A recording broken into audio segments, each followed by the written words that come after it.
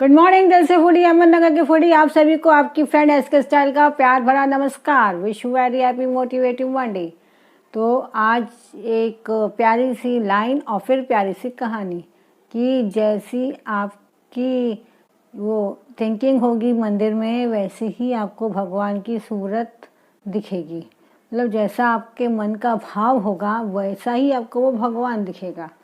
तो इस लाइन के साथ शुरू करते हैं आज की कहानी।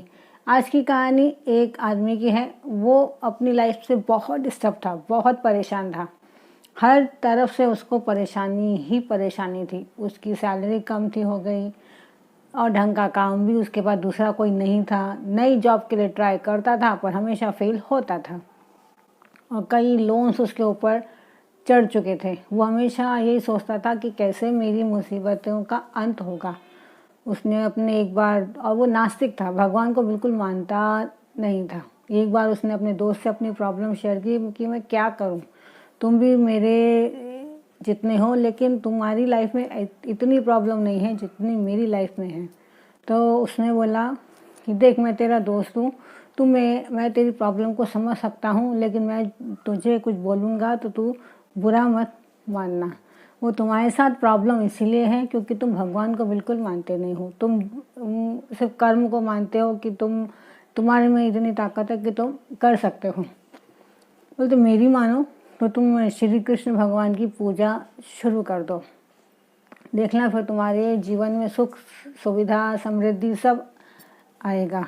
पहले तो उसने अपने दोस्त की बातों को अवॉइड किया। उसने बोला हट, ये सब कुछ नहीं होता है, कर्म ही होता है। जो इंसान कर्म ही नहीं करेगा, मंदिर में जाके बैठ जाएगा तो उसकी किस्मत कैसे बदलेगी। कुछ दिन उसने अपने दोस्तों की बातों को अवॉइड किया। उसके बाद उसने सोचा कि पूजा करने में कोई नुकसान तो मेरा है नहीं, चलो ठीक है मैं एक कृष्ण जी की सुंदर सी मूर्ति लेकर आता हूँ।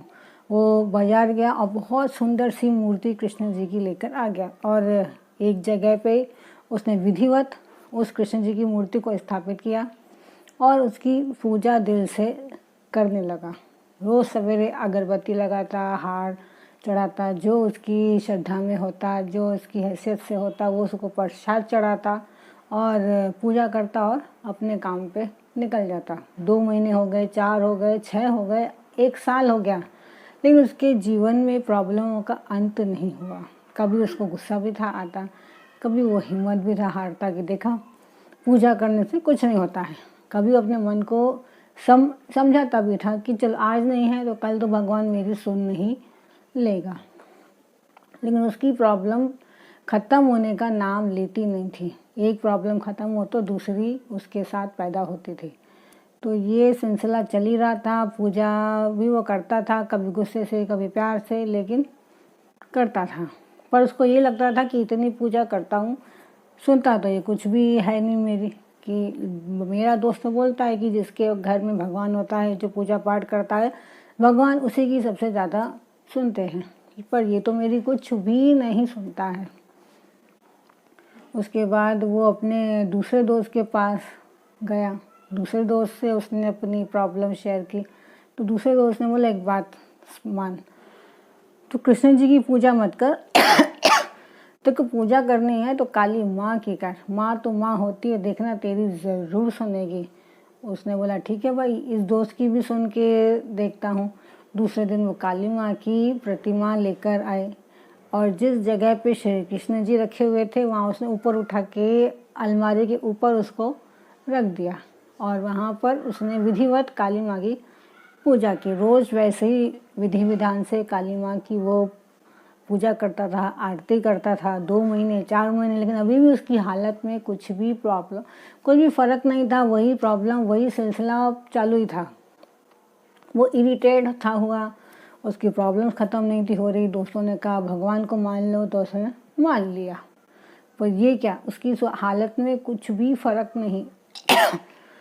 अब एक बार उसको एहसास हुआ कि ये जो मैं अगरबत्ती लगा रहा हूँ, धूप बत्ती नीचे काली माँ के पास लगा रहा हूँ, इसका धुआं ऊपर जो श्री कृष्ण बैठे वहाँ भी जा रहा होगा। ऐसा तो नहीं कि उनको अगरबत्ती की खुशबू से वो आ जाए और हो सकता है कि उनको मेरी उस अगरबत्ती से कुछ तकलीफ़ हो, तो मैं क्यों ना इनके मुंह पे एक कपड़ा बांध दूँ। उसने अपने बेटे को आवाज़ दी कि कुर्सी और कपड़ा लेकर आओ। कुर्सी और कपड़ा आया। वो जैसे ही ऊपर चढ़ा कपड़े की मूर्ति की तरफ कपड़ा बांधने के लिए, वैसे ही मूर्ति में से एक हाथ निकला। उसने उसके हाथ को पकड़ लिया और वो डर गया कि मेरा हाथ किसने पकड़ लिया। फिर कृष्ण जी प्रकट हुए। बोला कि क्या भगवान, पहले मैं तुम्हारी पूजा करता था तब तो तुम सुनते नहीं थे, अब मैंने तुम्हें ऊपर रखा है तो तुमने मुझे दर्शन दिए हैं। बोला कि पहले तुम सिर्फ मूर्ति की पूजा करते थे, तुम्हें मेरे ऊपर विश्वास था ही नहीं। तुम्हें लगता था कि बस ये जो बैठी है मूर्ति बैठी है। असली विश्वास तो आज तुम्हें आया है। आज तुम्हें एहसास हुआ है कि भगवान ऊपर भी बैठे हैं। मतलब तुम्हें एहसास था कि मैं ऊपर बैठा हूँ, मैं मूर्ति नहीं हूँ, मैं ऊपर बैठा हूँ और अगरबत्ती की हो सकता है धुएं से मुझे तकलीफ हो। तो तुमने अभी तक से मूर्ति रखी थी, पर विश्वास तुम्हें आज आया है। तुम्हें विश्वास आज आया है तो तुम्हें दर्शन मैंने आज दिए। तुम अगर पहले ही मुझ पर विश्वास करते तो मैं तुम्हें कब का दर्शन दे चुका होता।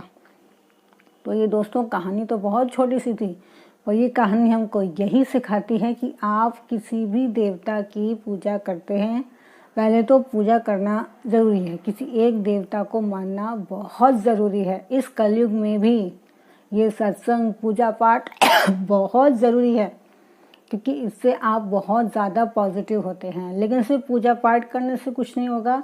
आप जिस चीज़ की पूजा कर रहे हैं, जिस देवता की आप पूजा कर रहे हैं, पहले तो उसे दिल से आप एक्सेप्ट करना सीखिए, उसको मानना सीखिए कि वो है, वो इस दुनिया में मौजूद है, वो आपके आसपास मौजूद है। जिस दिन आपके ये दिल में 100% विश्वास आ गया, क्योंकि जो ईश्वर होता है ना, वो सिर्फ इंसान का मन देखता है, मंदिर नहीं। मंदिर में इंसान की चलती है और इंसान के दिल में भगवान की चलती है। तो भगवान को मंदिर से ज़्यादा इंसान का दिल पसंद है। तो अगर आप किसी देवता की पूजा करते हैं तो उस पर पहले तो विश्वास करना सीखिए कि वो है, उसका विश्वास कीजिए, वो भाव रखिए, बस वही भगवान है और वही भक्ति है, बाकी और कुछ भी नहीं। और यकीन मानिए, अगर आपने विश्वास रखा है तो वो आपको हर मुसीबत से निकाल लेगा। ठीक है दोस्तों, उम्मीद है कि आपको हमारी ये कहानी बहुत पसंद आई होगी। हमेशा ऊपर वाले के विश्वास के साथ, अपनों के प्यार के साथ हमेशा आगे बढ़ते रहिए और कर दिखाइए ऐसा कि करना चाहे हर कोई आपके जैसा। फिर मिलेंगे एक नए हफ्ते एक नई स्टोरी के साथ। तब तक अपना ख्याल रखें। बाय। SK star.